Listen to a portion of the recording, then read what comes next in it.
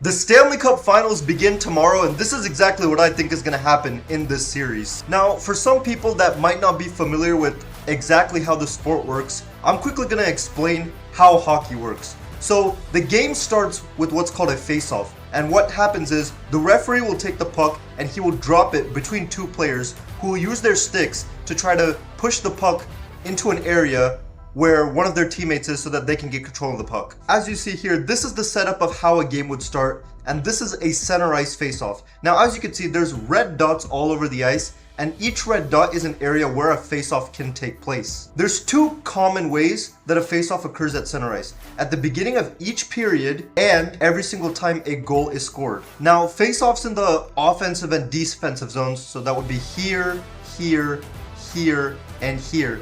These face-offs specifically occur in certain scenarios. One, whenever the goaltender freezes the puck. Now, what do I mean by this? Let's say somebody takes a shot. What the goaltender can do is, using his body, he can cover up the puck. And when that happens, play stops. And there will be a face-off in one of these two circles, depending on which side the puck was frozen on. Another way that this can occur is in a phenomenon called icing. Now, what is this icing exactly? So, in ice hockey, unlike sports like, say, soccer, you're not just allowed to clear the puck in order to relieve some pressure on defense. You actually have to cross the red line before you could dump the puck into the zone. Therefore, if you do ice the puck will come all the way back into this zone, and the team that iced the puck is not allowed to change their players. Now, what do I mean by change their players? Well, this, what you see here, is called a line, and this, what you see, is called a pair. A line is a group of 3 forwards, and each team usually has 4 lines. A left wing, a center, and a right wing, and there's 4 different combinations of that. Total of 12 forwards. A pair is 2 defensemen, one on the left, one on the right. There's 3, total 6 defensemen. And then you'll have 1 goaltender who's in the game for the whole game, pretty much. And what happens is, these players will be constantly changing. They'll go out, play for like a minute, tops, and then they'll leave. And then a new group will come out, then a new group will come out, and a new group will come out. Now, if you ice the puck will come all the way back into this zone, and the players on this team that ice the puck, they're not allowed to go change. So this is a way that you can really tire teams out, is if you force teams to constantly ice the puck. Another important aspect of hockey is what is known as a power play, and for the other team, a penalty kill. This occurs when a player on a team takes a penalty. Penalties include, but are not limited to, tripping, where you take your stick or a part of your leg and you trip a player. Hooking, where you use your stick to kind of slow down a player, like you see in this picture right here. High sticking, where you lift up your stick too high and hit a player in the face. Interference. Now, they always say hockey's a very physical sport, but there's a clear rule. You're not allowed to hit a player that doesn't have the puck. In this picture, you can see he's hitting a player that doesn't have a puck, and what happens when you take a penalty is, let's say the team here in black takes a penalty. Let's say number 2 took a penalty. He will go to what's called a penalty box, and now there is a clear 5 versus 4 advantage that will last usually for 2 minutes. There are certain power plays that could last for longer than 2 minutes, but the most common thing is a 2-minute minor penalty. Now, the one instance where icing doesn't exist is if a team is on a penalty kill. So here, the black team is on a penalty kill. If they get the puck, in this instance, they're allowed to clear all the way down. But if it was even strength and both teams had the same amount of players on the ice, they're not allowed to clear the puck. Another important rule in hockey is what they refer to as offsides. Now, what is offsides? The puck has to cross the far blue line before anyone else from the attacking team is allowed to cross. Now, in this instance, let's say number 5 has the puck, and then he crosses the blue line with the puck. After he does that, all these players can now pass the blue line and go anywhere in the offensive zone that they want. But let's give an alternative scenario where number 5 has the puck, but let's say number 4 is here. Number 4 is now offside because the puck has not crossed the blue line. Now, this blue line is the blue line that determines offside for the red team, and this blue line is the blue line that determines offside for the black team. Now, the final concept that you really need to understand if you want to understand how hockey works is what's called empty net. Empty net typically occurs in 2 scenarios. Either A, when, let's say this red team right here is about to get a power play. what the red team can do is they can get rid of their goaltender, bring him to the bench, bring on an extra skater, and now they have a 6-on-5 advantage. Now, why would they want to do this? Well, a delayed penalty, how it works in hockey is, the penalty is not assessed the moment that the penalty occurs. The penalty is assessed after the team that committed the penalty touches the puck. So if the team in red that didn't take the penalty has the puck, they can keep trying to score a goal, and the penalty won't get assessed until the black team that took the penalty touches the puck. The other scenario where you're going to see empty net is, let's say it's close to the end of the game and red team is losing by 1 goal. As a attempt of desperation, what they'll do is they'll get rid of their goaltender, and now they have a 6-5 numeric advantage where they're over here really trying to get a goal. Now, what is the danger of this? Let's say you lose the puck and the other team is on a breakaway, let's say like this. Now there's no goalie to stop the shot. And this is really how a lot of games end is, it'll probably be, let's say the score is probably like 3-2, and the red team is really trying to get a goal, and then let's say they lose it, and then this guy gets over here. He now has an empty net to shoot at. He could shoot at it, and if he scores, game is now 4-2, and essentially the game is over. Now let's take a look at our finalists, and out in the West we have the Vegas Golden Knights. How did they get here? In the first round, they beat the Utah Mammoth in 6 games. In the second round, they beat the Anaheim Ducks in 6 games, and in the third round, in the Western Conference Finals, they shocked everyone by beating the Colorado Avalanche in 4 games. Now, why is this a surprise? Well, this year, Colorado had the best record in the regular season, and a lot of people had them as favorites to win the cup this year, and Vegas came in and they shocked them. John Tortorella is the head coach of the Vegas Golden Knights, and he deserves all credit for why Vegas is even here in the first place. Now, you might be wondering, why am I saying that? Well, during the regular season, Vegas only had 39 wins. It's one of the lowest amount of wins a team had and made it into the playoffs, and a very, very strange, but it paid off in the end move that the Vegas Golden Knights made is they decided to fire their previous coach, Bruce Cassidy, a few days before the playoffs and appoint John Tortorella in an attempt to say, hey, the way we're playing right now is not going to work. We need a change right before the playoffs in an attempt to go and win the cup. And that has worked perfectly. And John Tortorella has done a really, really, really good job at turning this Vegas team around and taking them to the Stanley Cup Final. Now, let's look at some key players. You have Mitch Marner, who he's going to make all the headlines. He currently leads the NHL playoffs in points. Now, the big reason he's going to make headlines is because he just came from Toronto, and he was really struggling in Toronto, but after he came to Vegas, he found his spark, and he has been playing really well. And I gotta say, what a horrible time it is to be a fan of the Toronto Maple Leafs. Every single player seems to be leaving the Maple Leafs, going to a different team, and shining.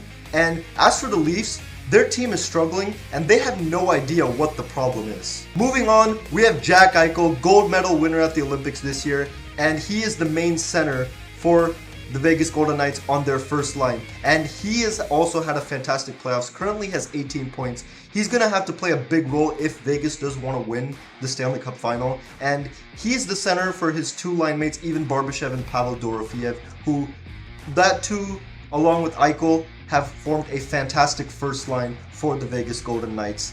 Moving on into their depth, Thomas Hertl has really surprised me. He's on their 3rd line. He might play with other different players too, but he's mainly seen as a depth player for the Vegas Golden Knights, and he has really stepped into that role and provided moments for Vegas when the depth needed to deliver. And we can't forget about Mark Stone. Mark Stone has also played more of a depth role this year, and he's played it really well, producing really well in that bottom 6, and he's going to also have to be crucial if Vegas is to win the Stanley Cup Final.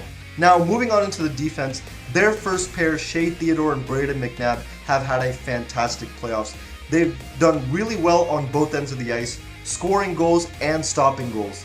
But I've been really surprised by how Dylan Coghlan and Kaden Korczak have played. These two have really, really shut down some key players on opposing teams. And I'm expecting them to have a really good final, but You never know. And into the goaltending, starting goaltender for the Vegas Golden Knights is Carter Hart, and he's had a phenomenal playoffs, and he needed to step up big time in order to help Vegas reach here. In the playoffs, goaltending is super important. You can't win a Stanley Cup without good goaltending, and he's provided good goaltending. Alright guys, now it's time for some Stanley Cup Finals trivia. 3 questions, easy, medium, hard. Starting off easy, which team has won the most Stanley Cups? Moving on into medium, since expansion, what was the only Stanley Cup Final to be played at a neutral venue? Which year and which 2 teams and which location did it take place? And finally hard, which team in which year overcame a 0-3 deficit to come back and win the Stanley Cup? Now you remember I said it's a series, and it's the first to win 4 that wins the series. One team in the Stanley Cup Finals was down 0-3. Had they lost one more game, they would have lost it all. But they came back and won 4 games in a row to win the Stanley Cup. Do you know who that team was? If you do, answer down in the comments below. Alright, now moving on to the Eastern Conference champions, the Carolina Hurricanes. How did they get here? Very impressive how they got here. First round, they played the Ottawa Senators and they swept them. 4 wins, 0 losses. Moving on into the second round, they played against the Philadelphia Flyers and they swept them. 4 wins, 0 losses. And then in the Eastern Conference Finals, they played against the Montreal Canadiens. Lost game 1 pretty badly, but they had a break for a very long time. After that, they won the next 4, and so far, they have only lost 1 single game on their route to the Stanley Cup Finals. Now, the last time that the Carolina Hurricanes won the Stanley Cup was 20 years ago, and their captain was Rod Brind'Amour. And returning to the Stanley Cup Finals, the head coach of the Carolina Hurricanes is Rod Brind'Amour. Now, this is like just a matter of opinion. I personally have not been a huge fan of how Rod Brind'Amour coaches his team. Why, you might say that? I feel like Carolina is a team that just dumps and chases too much, and I've always been a fan of a team that enters the offensive zone cleanly, really cycles the puck, and then generates good quality chances. Carolina is more focused on dumping the puck into the zone, forechecking hard, making sure that the other team doesn't have room to breathe, cause turnovers, and from those turnovers, they can create chances and score goals. He's actually done really well in helping Carolina transform into a team. For a very long time, I thought he was going to eventually get fired, but this was finally the year where Carolina was really playing the way that he wanted to, and that's why they've made it to the Stanley Cup Final. Now let's look at Taylor Hall. He's had a very phenomenal playoffs. He is on their second line, and he is their leading point scorer. He has had a phenomenal playoffs, and honestly, I'm really surprised he's playing as well as he is. He's really shocked me. And his line mate is Logan Stankoven and Jackson Blake. Now these two, they have also done a really good job, and those 3 put together have created a fantastic line for the Carolina Hurricanes, which I might argue might end up being the best line in this final. What are some other players that the Carolina Hurricanes have? They also have Sebastian Aho, who is one of the best two-way players in the NHL, really good at offense, really good at defense. He's just everywhere on the ice, and he's just a player that you just hate playing against because he's just tough to play against. He's so good at defense, so good at offense, doesn't give you room to breathe. Just a fantastic player. And Seth Jarvis, the starting first-line right wing for the Carolina Hurricanes, another fantastic player that plays for the Carolina Hurricanes. I think he's actually had a fantastic year, and I think he is what they consider to be the main star of all the forwards in the Carolina Hurricanes. Now, moving into the depth, Ehlers has had a huge role to play for the Carolina Hurricanes, and there have been various moments where when the depth was needed, Ehlers stepped up and really provided. And I feel like in years past, the depth for the Carolina Hurricanes was really lacking. Not this year. Their depth has been performing, and it has been performing really well. Moving on into the defense, there's Jacob Slavin, who was one of the standouts for Team USA at the Olympics. He's widely considered to be the best lockdown defenseman in the NHL. A lot of defensemen are known for their offensive capabilities, such as Evan Bouchard and Cale Makar, because they're able to score a lot of goals, get a lot of assists. Jacob Slavin, while he does have that aspect to his game, what he's really known for is how good he is defensively.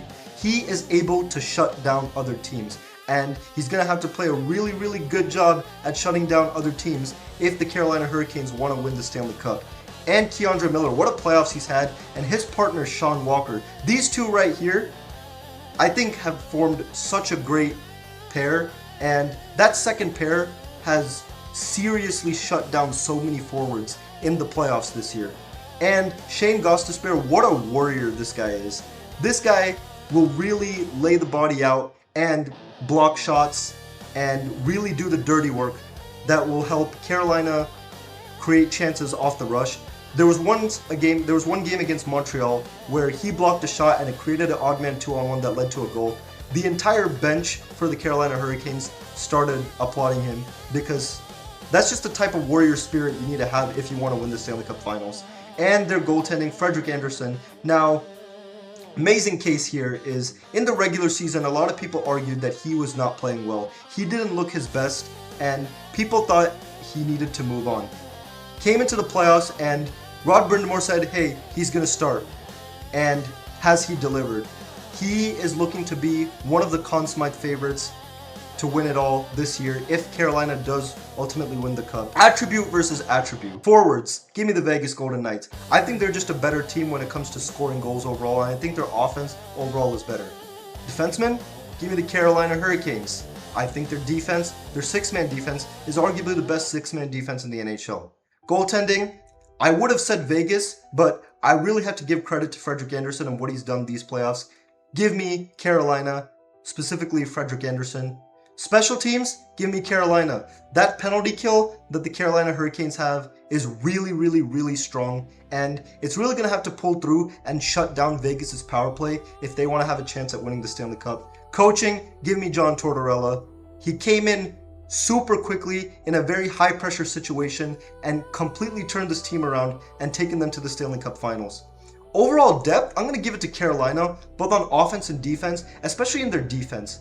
Even that third pair is so loaded with talent, and while they don't really score as many goals as the Vegas Golden Knights, I feel like they're really good at preventing goals, especially that bottom six. Now, what do I think is going to be the key in this series tactically? Well, Carolina, what they really love to do when they enter the zone is they really love to get pucks in deep. And in this scenario, the defenseman is going to get here, a winger is going to try and be at the half wall right here. That way he can try and hope to receive the puck, send the center on, and create a rush opportunity. Now, Carolina really wants to make sure they cut this pass off right here. Maybe this winger will push up right here to block this pass off. This guy will probably be pressuring the D-man to quickly make a pass, and they really want to create a turnover. In which scenario, they're hoping that they could create a lot of shots out of these opportunities and hope to really cause Vegas to turn over the puck a lot and create scenarios where their defense is not ready to stop the shots or the volume of shots. Now, how could Vegas take this into their advantage? Well, let's say they beat this forecheck. This is where things could get really interesting for Vegas, as they can really try and create a lot of these 3-on-2 odd man rush scenarios where ultimately, let's say the puck gets up here, all the way here, all the way back. You could create what's called a center lane drive. The defenseman will come up here, trying to take this forward out of the picture, or whoever it is here out of the picture. He will push up, and it creates a scenario where the late guy can come up high and receive this pass and take a shot on goal. These rush opportunities will be really, really, really important for Vegas if Vegas wants to win the cup. But if Carolina is able to do what they want to do and pin teams into their own zone, then Vegas is really going to have a tough time in trying to defend against some of these turnovers, create chances for Carolina. One aspect about Carolina in their own defensive zone is they really love to play a man-to-man system. Now, ultimately, the way I think Vegas can really break this is they really want to get their center into these areas right here, and obviously they're going to try and make sure that this area right here in front of the goaltender is covered. They'll try to push him out. I think it's really important that the defensemen get involved. See if they can get pucks through that first layer, because of this man-to-man system, if my wingers are a little bit here, will Carolina be willing to follow these guys and leave this much of a gap in the middle for someone to potentially exploit if they beat their man? Or is Carolina more focused on, in these scenarios, okay, somebody needs to like maybe drop in and cover the middle. But usually with the Rod Brind'Amour system, they love playing man-to-man. And in these scenarios is where I think the wingers can play a really big job in spreading out and really drawing these players into positions that they really don't want to be in, creating this much open space in the middle of the ice. If they can get that shot through, that's a very good chance for Vegas to score a goal. Alright, now it's time for the game predictions. And what do I think is going to happen? Game 1, give me the Carolina Hurricanes. It's going to be the first game. The fans are going to be excited. They're going to be buzzing. The atmosphere in Carolina is going to be amazing. And Vegas is coming off of a 7-day break. And I think they're just going to be a little bit rusty and they will lose game 1. Game 2, give me the Vegas Golden Knights. I think Vegas is going to bounce back after game 1. And I think they're going to have a really good game 2. And then the series will shift over into Vegas. Give me Carolina winning game 3. I think Carolina is really going to come out. They're really going to make their presence known, and they're really going to close down the ice for Vegas and their attackers. Game 4, I think Carolina will win it again. The defense is just phenomenal, and I think once again, they'll do a really good job of just closing down the ice and not giving Vegas any room to breathe. Which means they need to win one more game to win the Stanley Cup. Going back to Carolina for game 5, I think Vegas will take that game. Vegas desperately will need a win in that situation, and I think they're going to come out, and I think they're going to come out flying. And then it shifts back to Vegas for game 6, and that's where I think Vegas will start to run out of gas. And ultimately, when it's all said and done, I think Carolina will win game 6, and I think Carolina will win the series 4-2, which will give them their first championship since 2000, where Rod Brind'Amour was the captain of the team. 20 years later, I think Rod Brind'Amour is going to win with the Carolina Hurricanes as their head coach.